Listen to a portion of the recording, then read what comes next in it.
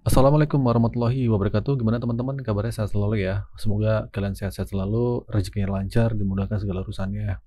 Pokoknya tetap semangat dan kuatin mental. Oke, di sini ada 12 pinjol yang diminta OJK buat merger. Merger artinya buat disatukan aja. Jadi biar bergabung lah, gitu kan. Terus bakal lunas nih hutang-hutang kalian yang sedang gagal bayar di situ. Oke, jadi gini nih, ini ada kabar panas ya. OJK minta 12 pinjol ini buat merger. Kenapa? Karena per 31 Juli nanti semua pinjol tuh wajib nyetorin modal usahanya minimal 12,5 miliar. Pasti kalian penasaran kan, pinjol mana aja yang disuruh merger? Dan paling penting, gimana nasib hutang kita yang gagal bayar di pinjol ini? Apakah hutangnya bisa dilebur atau bahkan dihapus? Oke, jadi gini ya teman-teman ya, sebelum kita bedah lebih jauh soal pinjol, udah gue cari info ya, beberapa pinjol yang disarankan OJK untuk merger. Karena masalah permodalan. Nah, per Mei kemarin ada 12 pinjol yang belum memenuhi setoran modal usaha. Gue coba bandingin ya sama TKB 90-nya. TKB itu tingkat keberhasilan bayar dalam 90 hari. Nah, mereka dan hasilnya parah banget. Karena bahkan udah nggak bisa nampilin TKB 90-nya lagi di websitenya. Yang artinya mereka udah di ujung tanduk alias siap-siap gulung tikar. Oke, yang pertama adalah Finmas dan Iki Modal. Nah, dua pinjol ini udah nggak bisa diakses lagi ya. TKB 90-nya juga udah nggak nongol. Mirip-mirip sama Dana Rupiah yang udah hilang dari peredaran. Oke, terus selanjutnya yang kedua adalah Akseleran. TKB 90-nya tuh anjlok parah ke 36,37%. Ya, bintang di App Store juga makin berkurang. Terus selanjutnya adalah koin P2P. TKB 90-nya kalau nggak salah 80%-an. Terus selanjutnya adalah Kredito. TKB 90-nya di 96%. Terus selanjutnya adalah Indofan. TKB 90-nya di 69,5%. Terus Modal Rakyat. TKB 90-nya di 93,83% lah. Terus Kredit Pro. TKB 90-nya di 77,14%. Terus ada Pinjol Amanah Syariah. TKB 90-nya di 96,20%. Selanjutnya adalah Danain. Ini lebih parah ya dari Akseleran. TKB 90-nya cuma 2,76%.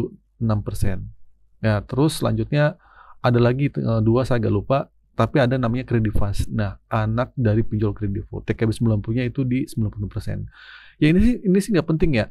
Mau ada 12 kayak atau berapa gitu. Pokoknya 12 pinjol ini disuruh buat merger.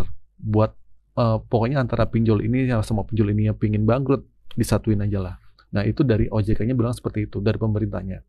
Terus yang jadi pertanyaan, ini apakah bisa lunas nih dengan pinjol-pinjol yang telah di merger ini?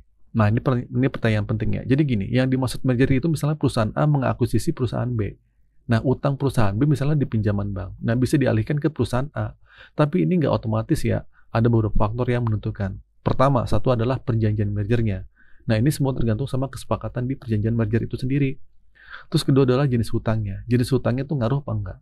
Terus yang ketiga nih terakhir, kondisi keuangan. Nah, kondisi keuangan itu masing-masing perusahaan juga jadi pertimbangan. Memang ada kemungkinan hutang perusahaan yang diakuisisi itu atau di merger itu bisa dilebur atau dialihkan ke perusahaan yang hasilnya merger. Tapi bukan berarti hutang kalian tuh langsung hangus begitu aja. Perusahaan hasil merger mungkin perlu direstrukturisasi hutangnya atau cari sumber pendataan baru buat nutupin kewajiban hutangnya. Nah, intinya ada peluang besar hutang bisa dilebur atau bahkan dihapus bukukan kalau terjadi merger ya. Kenapa? Karena ini bisa jadi cara buat menarik minat lender atau investor baru atau buat menyehatkan kembali keuangan perusahaannya hasil merger itu tadi. Walaupun kemungkinan cuma 50%, tapi nggak ada salahnya kita berharap kan walaupun hutang ini bisa dihapus gitu kan. Oke, kesimpulannya tetap semangat ya, jangan terjebak pinjol lagi ya. Nah, ini membuktikan kalau pinjol itu nggak selamanya jadi solusi. Dengan sistem yang nggak pernah diperbarui dan pelindungan nasabah juga minim, bikin kita bertanya-tanya apakah pinjol ini bisa bertahan di Indonesia. Yang jelas, kalau lu saat ini masih harus galbay, nggak apa-apa, lanjutin aja. Yang penting lu masih bisa hidup, masih bisa makan, dan keluarga lu yang terpenting terpenuhi kebutuhannya. Dan itu udah syukur alhamdulillah. Yang paling penting, jangan pernah lagi gali lubang tutup lubang, hidup buat gaya-gayaan atau hal yang nggak penting. Cukup sekali ini aja jadi pelajaran untuk kita semua. Oke, itu saja teman-teman video kali ini. Semoga video ini bermanfaat. Akhir kata dari saya, Assalamualaikum warahmatullahi wabarakatuh.